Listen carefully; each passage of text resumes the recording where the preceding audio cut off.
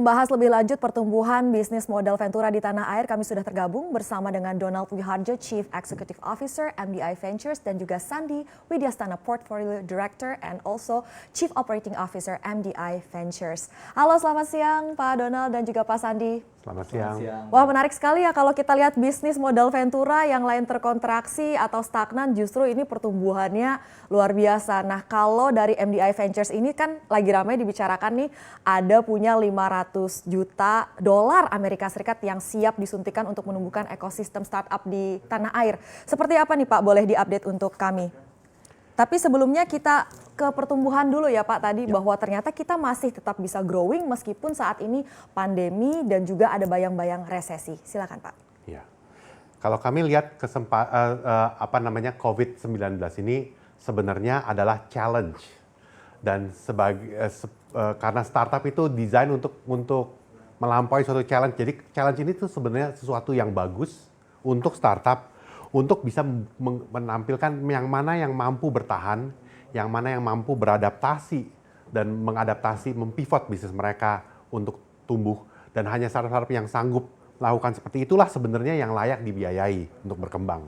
Jadi challenge seperti ini adalah sebenarnya blessing in disguise lah untuk pemain-pemain seperti kami, supaya bisa membedakan antara pemain yang akan sukses terus di masa depan, mana yang sebenarnya tidak punya what it takes lah untuk jadi successful di sebelah ini. Jadi kami juga melihat ini sebagai banyak kesempatan untuk dan dalam situasi seperti ini kelihatannya juga digital itu jadi tumpuan alternatif ketika kita nggak bisa ketemu face to face. Banyak sektor-sektor tertentu digital yang malah berhasil bertumbuh 2-3 kali lipat dalam beberapa bulan.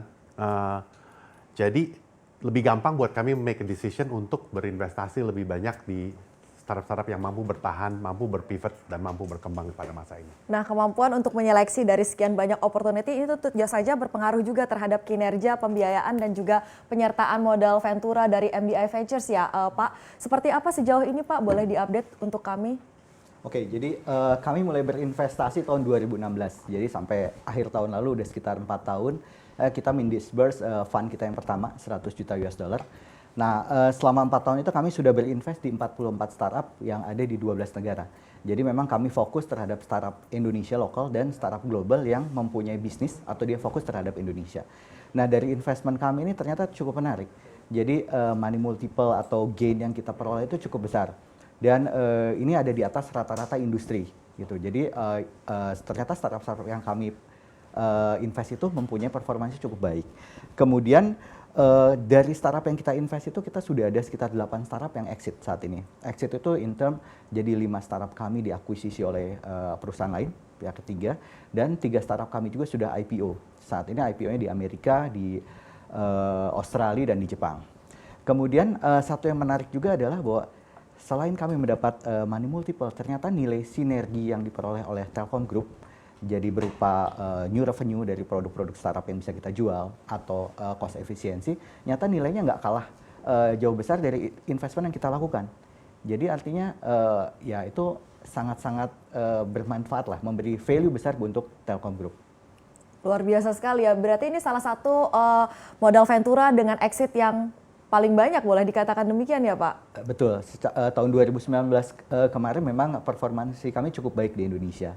Mungkin termasuk salah satu yang terbanyak exitnya di Indonesia saat ini. Yes. Kalau bisa dilihat dari measurement venture capital global ya, kinerja internal rate of return untuk investment di MDI itu, put MDI itu sama dengan kuartal teratas dari semua venture capital di dunia, di Southeast Asia, di Indonesia juga. Nah, sudah pencapaian yang didapatkan oleh atau berhasil di-achieve oleh MDI Ventures sudah sedemikian bagus ya Pak, karena set a new record ya. Nah, seperti apa nih bisa mempertahankan kualitas pembiayaan dan juga penyertaan modal, terutama kita masih belum lepas dari pandemi ini? Pada dasarnya sebagai venture capital kami berinvestasi bukan cuma tunggu sampai ada startup, kebetulan ada yang mau kenalin sama kita gitu ya. That's not how you successfully build a venture capital. Venture capital itu kita mesti mencari peluang dengan menganalisa sektor apa yang pada suatu saat, pada setiap tahun, pada setiap masa itu ada sektor yang hot, ada sektor yang not, ya. Ada sektor yang sudah waktunya diinvestasi, ada sektor yang akan bagus tapi belum waktunya gitu. Karena itulah kami melakukan studi ketika membangun investasi.